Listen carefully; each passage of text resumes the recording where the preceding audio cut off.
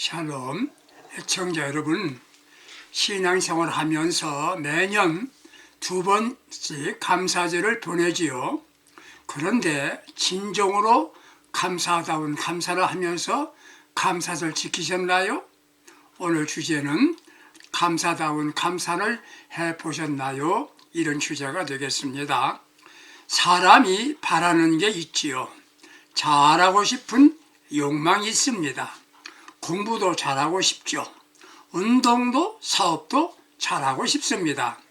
신앙인은 예수 잘 믿으려고 합니다. 토마스 J. 레푸스라는 사람은 인생에 성공하는 길이 무엇인가? 세계 최고 경영자에 관한 연구를 하였습니다. 세계적으로 정상을 차지한 사람들을 성격을 연구하고 분석한 결과 특징이 하나 있었죠. 머리가 좋아서도 아니고 좋은 학교 나온 것 때문이 아니었습니다. 중요한 한 가지는 바로 늘 마음속에 감사로 가득 찬 사람이다 했습니다. 맞습니다. 감사하는 사람은 성공적인 삶을 살게 되고 감사하는 이가 예수 잘 믿는 사람입니다. 감사하는 사람이 삶이 행복합니다. 어느 사회학자 말하기를 암보다 무서운 게 있는데 그게 불감증이랍니다. 안전 불감증으로 인한 감당하기 어려운 사고가 일어나고 도덕 불감증으로 인하여 범죄하고도 죄라고 인정하지 않으려고 합니다. 더 큰 문제는 감사 불감증입니다.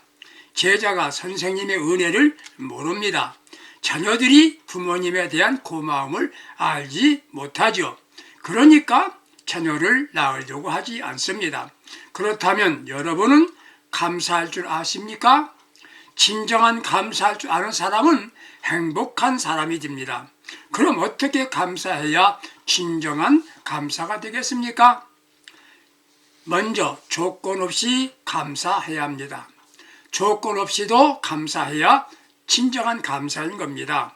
감사절을 감사하는 마음 없이도 지킬 수 있지요. 헌금 얼마 하면 되는 것 아닙니다. 진정한 감사는 감사하는 마음으로 그리고 조건 없이 감사할 수 있을 때 감사가 진정한 감사가 되는 겁니다. 하박국서 3장 17절 18절 보게 되면 비록 무화과 나무가 우성치 못하며 포도나무에 열매가 없으며 감람나무에 소출이 없으며 밭에 식물이 없으며 우리의 양이 없으며 예양간에 소 없을지라도 감사한다. 하박국의 감사가 진정한 감사입니다. 이유는 오직 하나님 때문에 감사한다고 하였습니다. 사람들을 보게 되면 은혜를 받고도 은혜를 모르는 이가 있습니다. 어떤 이는 은혜를 입고도 배신하는 배은망덕한 사람도 있지요. 우리는 은혜를 입고 은혜를 알 뿐만 아니라 믿음 때문에 조건 없이 감사하며 살아가야 합니다. 이게 진정한 믿음의 사람입니다. 은혜 입어야 감사하는 것은 상업적 감사이지요. 내가 물건을 받았기 때문에 돈을 지불하는 것과 같지요. 이런 감사는 상업적 감사입니다. 내가 물건을 받았기에 돈을 지불하는 것과 같지요. 이런 감사는 세상 사람들도 할 수 있습니다. 당연히 해야 할 감사이지요. 철학적 감사가 있습니다. 예를 들면 어떤 사람이 여행하다가 교통사고로 다리가 부러졌습니다. 그때 그의 목이 부러지지 않았으니 감사한다고 감사합니다. 생각함으로 감사하죠. 이걸 사변적 감사라고 말합니다. 그리스도인들은 지금 아무것도 받은 것 없어도 자기 자신에게 문제가 생겼어도 그럼에도 감사합니다. 이게 진정한 감사인 것입니다. 사랑하는 성도 여러분들, 세상 살면서 좋은 일만 있었던 것은 아닙니다. 괴로운 일, 실패, 가슴 아픈 사연도 있었지요. 그럼에도 감사하는 게 믿음 있는 사람의 영적 생활입니다. 어느 곳에 효자가 있다면 효자는 물질적으로 부모에게 보답하였기에 효자가 된 게 아닙니다. 어떤 이들은 나이가 든 부모에게 물질적으로 대접했습니다. 그만하면 됐지. 어떻게 하라는 거냐고. 용돈도 드리고 명절 때 찾아뵙고 그랬으면 됐지. 더 이상 무엇 해야 된다는 말이냐? 그럽니다. 물질적으로 후원하면 다 된다고 생각합니다. 부모가 내게 해준 것에 대하여 복리로 이자쳐서 주었다고 생각합니다. 진정한 효도는 그런 게 아니지요. 늘 부모 생각합니다. 부모 마음 알아줍니다. 예를 들어서 날 낳아주신 분 계십니다. 그런데 형편이 여의치 못해서 고아원에 버려두었고 그곳에서 성장했습니다. 그 후에 뭐라 말합니까? 낳기만 하면 자식인가? 낳기만 하면 부모인가? 그러면서 욕이나 하고 물론 모른 체 합니다. 그런가 하면 낳아주신 은혜 얼마나 고마운가 하면서 잘 돌봐주는 분도 있습니다. 어떤 이는 초등학교를 나온 후에 중학교 갈 수 없었는데 중학교 갈 수 있도록 도와주었지요. 그는 그의 은혜를 잊지 않고 평생 부모님으로 모신다는 사람이 있습니다. 가난하고 힘들 때도 얼마나 나를 위해 위해주고 희생해 주신 분이 부모인데 내일 평생 섬겨도 부족하다 생각한다면 이게 진정한 효도 아니겠습니까? 참된 효도는 무엇을 해드리기 전에 존경하는 마음을 가져야 합니다. 한마디로 부모님에게 무조건 감사한다는 생각이지요. 조건이 있어서가 아닙니다. 어린 시절 나에게 잘못했기에 효도할 수 없다? 그렇게 생각하면 불효가 됩니다. 조건 없어야 합니다. 부모에게 잘한 것 무엇인가요? 부모에게 자주 말씀드리는 겁니다. 나이 드신 분들은 궁금한 게 많고 알고 싶은 게 많습니다. 유대인들의 지혜를 말한 탈무드에 현명한 사람이 대화하는 7가지 특징을 말했습니다. 하나는 만나는 사람 잘 듣는 것. 둘째, 얘기 도중에 남의 말을 가로채지 않는 것. 세 번째는 대답하기 전에 생각한다는 것. 네 번째, 화제와 관계없는 질문만 하고 관계되는 질문만 하고 대답한다는 것. 다섯 번째, 칭찬하고 매력 있는 말 한다. 여섯 번째는 진실을 말한다. 이런 얘기들입니다. 부모님 말 들어주는 그것만도 효도입니다. 하나님께 진정한 감사는 영적으로 감사한다는 생각을 가져야 됩니다. 나 같은 죄인 살리시고 구원해 주신 하나님의 은혜, 순간마다 어려움이 있어도 잘 극복하게 하신 주님의 은혜 감사합니다. 감사합니다. 내가 한 해 동안에 일이 잘 되었고 물질적으로 여유가 생겼습니다. 이게 주님의 은혜입니다. 그래서 감사하는 게 아닙니다. 진정한 감사는 조건 없이 감사합니다. 무조건 감사합니다. 이렇게 된다면 이게 진정한 감사다운 감사가 되는 겁니다. 두 번째, 고난 중에서도 감사할 수 있어야 진정한 감사입니다. 세상 살아가는데 생각지 않았던 시련이나 고난당할 수 있습니다. 고난이 오면 어떻게 해야 합니까? 고난을 피하려는 이들이 있지요. 피한다고 없어지는 것 아닙니다. 고난은 극복해야 합니다. 고난을 이길 수 있는 길이 있습니다. 하나는 사랑하는 겁니다. 사랑입니다. 내가 진정으로 사랑하는 이가 있어서 그가 나를 사랑한다고 생각하면 극복할 수가 있답니다. 그래서 수술실에 들어가는 사람이 겁이 날 때 내가 제일 사랑하는 사람을 생각하라고 알려준답니다. 우리가 생각할 분 계십니다.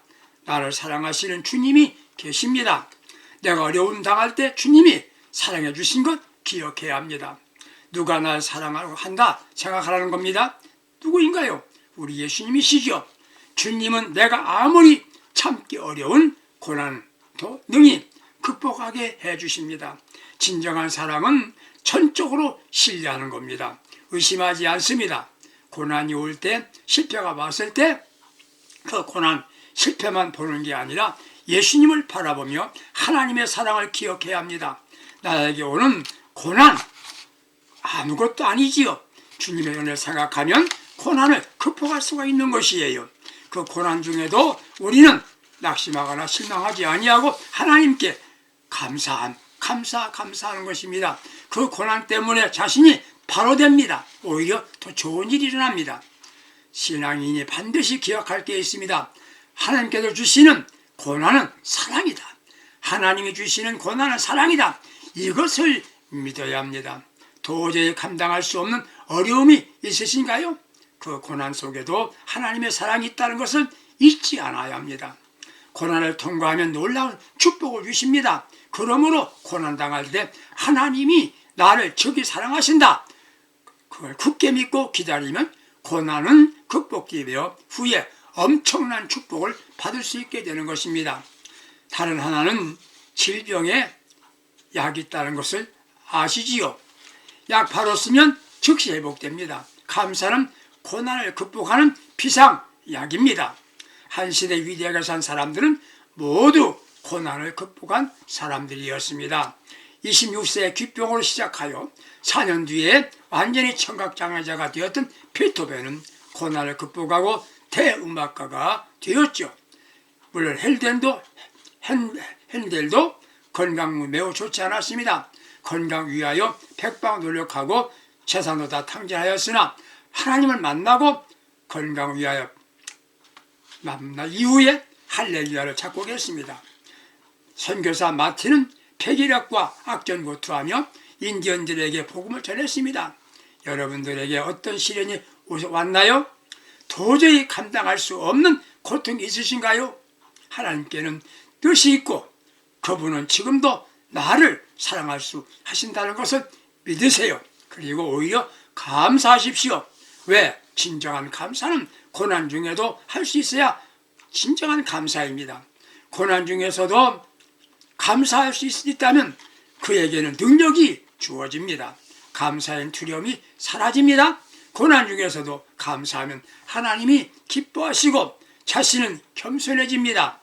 그러므로 말미암아 고난 중에서도 감사하면 고난도 지나가 버립니다. 고난 중에도 어떻게 감사할 수 있을까요?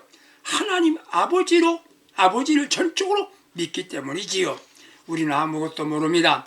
왜 내가 고난이 왔나? 내게 고난이 왔나? 그러나 아버지는 다 아시고 인도하신답니다. 딸아, 아들아, 가기만 하면 결과는 좋단다. 이렇게 믿기에 믿음의 사람입니다. 우리는 그래서 감사하는 겁니다. 우리에게 당한 실패도 의미가 있고 내가 질병으로 고생하는 것도 뜻이 있다는 것을 알아야 합니다. 욥은 왜 고난입니까? 아무 이유가 없이 고난을 당했죠. 그러나 이 의미가 있었습니다. 마귀에게 이런 나의 종도 있다는 것을 보여주며 증명한 겁니다. 마귀는 욥이 평안하고 잘 사니까 하나님을 찬양하고 의지한다고 자기 주장하였으나 내 종 욥은 순전하고 정직하다는 것을 보여주셨습니다. 그리고 이런 믿음으로 감사하고 어려움 끝까지 참는 자에게 갑절이나 더하는 축복을 주시는 것입니다. 이걸 알려주시기 위해서 고난이 왔던 겁니다. 고난 중에서도 슬픔 중에서도 감사할 수 있어야 진정한 감사입니다. 이게 살아있는 감사요? 믿음의 사람입니다. 조금 어렵다고 불평하고 산다면 이는 신앙인의 자세가 아닙니다. 왜? 고난이 나에게 시련 단련하시는 시간이라고 믿기 때문이지요. 우리는 삶의 고난과 시련을 필요하지 않는 부분도 제거하기 위함이로 더욱 풍성한 은혜를 주시기 위함이라는 걸 믿어야 합니다. 즉 나에게 엄청난 축복을 주시기 위한 시간이 온다고 믿어야 합니다. 이게 믿어지면 더욱 감사할 수가 있는 것입니다. 감사다운 감사의 삶을 사는 그 감사는 바로 고난 중에도 감사하는 겁니다. 세 번째 진정한 감사는 범사에 감사하는 겁니다. 어린아이들을 보게 되면 사랑스럽다고 느껴지지요. 그러면 어떻게 합니까? 너 참 예쁘다. 너 참 착하다. 착하게 생겼다. 그 정도는 아이가 감동하지 않습니다. 너 예쁘다. 이 돈 가지고 빵 사 먹어라. 그것도 큰 돈 줘야 감동받습니다. 그러면 부모가 옆에서 뭘 하나요? 감사합니다라고 말해라. 감사하다고 말해라. 그때 어린아이는 호에 끄떡하면서 감사합니다. 그렇게 하죠. 이렇게 자란 아이들이 무엇을 얻으면 감사합니다. 그렇게 되는 것이에요. 훈련 받으면 받지 않아도 감사합니다. 감사합니다 하게 됩니다. 돈 주어도 감사를 모르는 이게 문제지요. 오늘 문제는 무엇인가요? 사람들이 예의를 모르고 고마움을 모른다는 겁니다. 우리나라 사람들을 동방예의지국이라고 말합니다. 예를 지켜야 합니다. 어른을 알아보고 선생님을 존경하고 그리고 무엇보다도 고마움을 알아야 합니다. 이게 없으니 삭막하고 무서운 세상이 되고 있습니다. 가정에서도 예의 지키고 서로가 고마운 마음으로 살아보세요. 얼마나 아름답습니까? 그리스도인들의 삶은 믿음으로 사는 겁니다. 믿음으로 사는 사람은 감사하고 살아야 합니다. 그것도 범사에 감사입니다. 좋지 못한 일이 있더라도 감사하려고 노력을 해야 됩니다. 좋은 일이 있으면 감사하고 좋지 않은 일이 있으면 감사하지 않는다. 이게 문제인 것입니다. 사랑하는 청자 여러분들, 범사에 감사할 때 진정한 감사가 되는 겁니다. 사람 중에 좋은 사람이 누구인가요? 조금만 잘 대접해주면 간이라도 빼줄 만큼 좋아합니다. 형편이 어려우면 돌보지 못하면 원수처럼 대하는 사람 있지요. 좋은 사람 아닙니다. 좋으면 언제든지 잘 대해주는 사람이, 즉 변함없이 반갑게 대해주는 사람이 좋은 사람인 것입니다. 진정 그리스도인이라고 한다면 범사에 감사하고 진정으로 감사하고 살아야 합니다. 이는 현재 만족하고 산다는 증거입니다. 오늘 불평하면서 내가 예전에 좋았었지라고 하는 것은 맞지 않습니다. 형무소에 소포 박사라는 사람이 형무소에 있는 죄수와 수도사의 차이점을 이렇게 말했습니다. 형무소에 있는 사람은 하루 종일 불평과 요금을 말하는데 수도원에 있는 수도사는 하루 종일 감사의 기도를 드리더라 말했답니다. 그렇습니다. 우리의 삶의 현장이 형무소가 될 수는 없습니다. 감사가 있는 수도원이요 천국이야만 합니다. 그래서 날마다 감사할 수 있기를 바랍니다. 일본의 후지사 씨는 감사는 억지로라도 해야 한다고 말했습니다. 아내가 남편에게 잘못해줍니다. 예전에 엄마 있을 때 좋아서 그런 생각 한다면 이 사람 모자라도 한참 모자란 사람입니다. 아내들은 네가 자기 남편에게 속속이지만 내 아들과 내 딸은 내 사정을 잘 아니까 미래에 효도하고 나에게 잘해줄 거야. 이런 계산하고 미래 위에 기다리는 이가 있다면 그는 참으로 슬픈 일입니다. 오늘 만족하고 살아가는 게 행복한 사람입니다. 오늘 행복하게 사는 일은 바로 범사에 감사할 수 있습니다. 시편 37장을 보게 되면 행악자를 인하여 불평하지 말며 불의를 행하는 자를 투기하지 말지어다.